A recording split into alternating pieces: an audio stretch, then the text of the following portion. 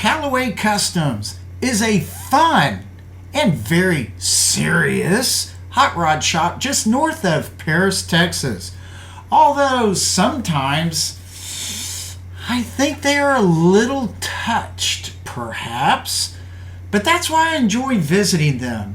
Plus, the fact that they crank out builds, repairs, and maintenance jobs like crazy.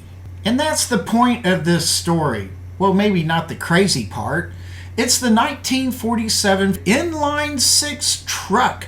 Really a nice truck, but needing a lot of good work and maintenance.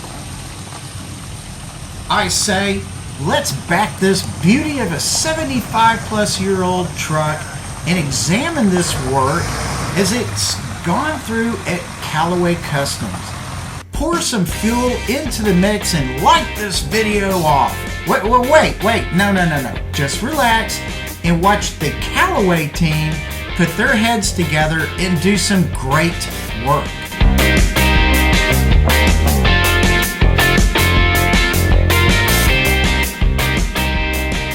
Welcome to Road Odyssey. Thank you very much for joining me for this video. I have my YouTube channel, Road Odyssey, with hundreds of fun videos about cars, travel, and more. And my Facebook page, open 24/7, where you can see what's going on in my world and possibly future video work. This really neat 1947 truck was taken to Callaway Customs, located just north of Paris, Texas, for several repairs because it was in a state of undrivability. The owner, also the owner of the Godzilla truck that I did 2 previous videos on, bought this truck directly from a Mecum auction. It was trailered to the Callaways with no lights, it didn't run well, etc., etc.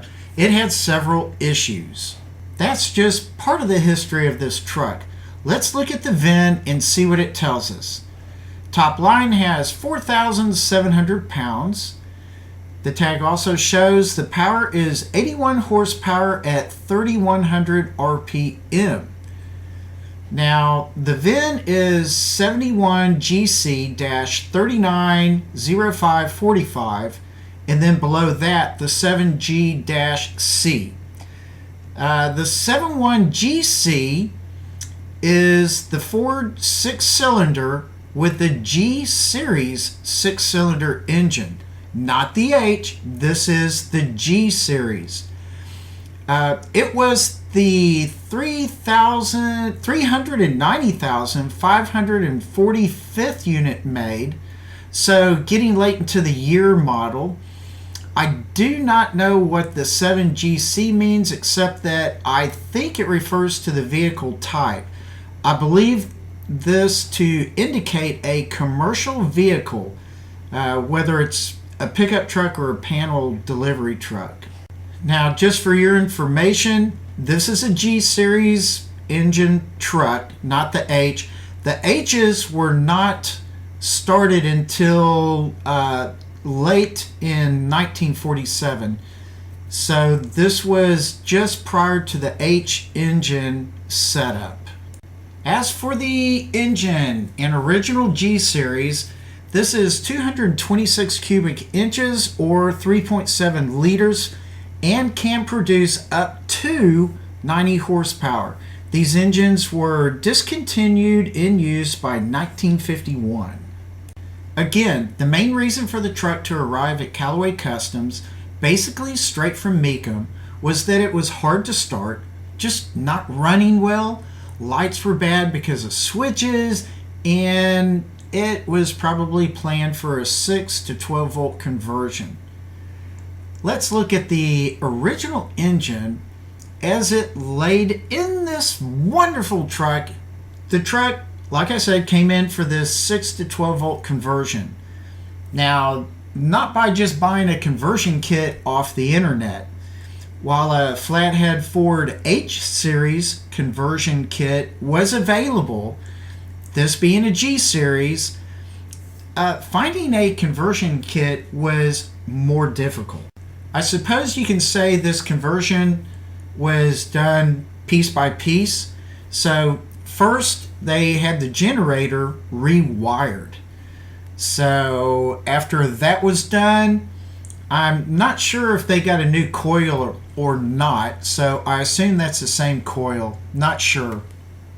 But I do know that they got a new voltage regulator, and after installing that, that regulator had to be polarized a little differently than what you might assume.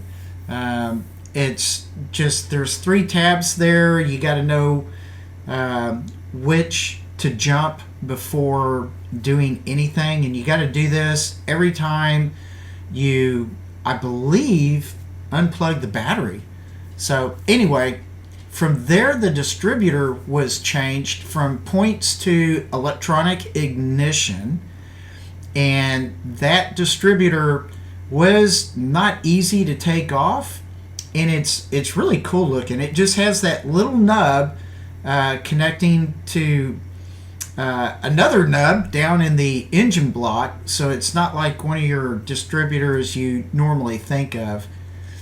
But that was pretty cool. Got that converted, and then the next thing was the carburetor was changed from the original old Ford carburetor to a new 64 through 67 Mustang EFI fuel injection conversion throttle body kit.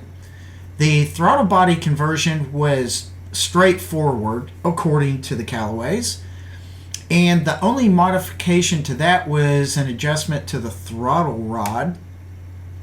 And then as you keep going through all this, of course, the addition of an O2 sensor was required.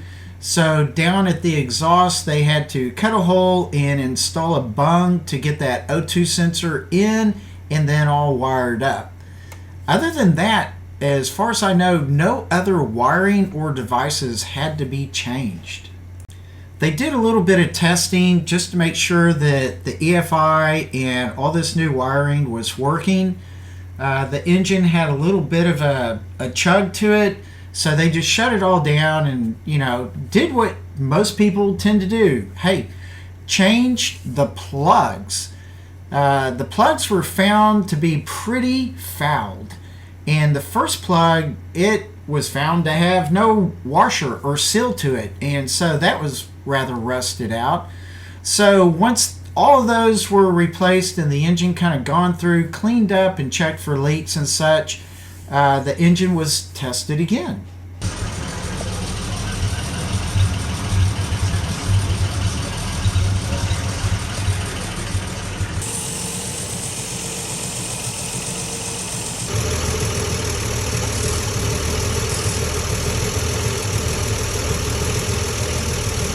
Alright, now finally the engine's running well. So Jason and I went out for a test drive, and that was a hoot and a half. You might hear Jason say that it was like driving on marshmallows. The tires had something to be admired. They were interesting, and then on top of that, the steering was very floaty with play. So keeping the truck aligned, especially through the turns, was difficult, but doable. Taking the truck to a car show will be a task. Whoa, she's a little scary to drive there, buddy. But the engine, it sounded fantastic. There was a whine that was coming from the throttle body. That should disappear once the air filter is put on. It could not be revved very high, or at least Jason didn't feel like he should try. So we drove quite slow. I don't believe we ever got over 40 or 45 miles per hour. And the transmission felt quite solid. So all in all, a very solid driving truck. Just need to look into those tires. Oh my God. Riding on 4 marshmallows. I bet the Model 8 drives better. Yeah, because they're reproduction. Well, these are too, but They're not as much.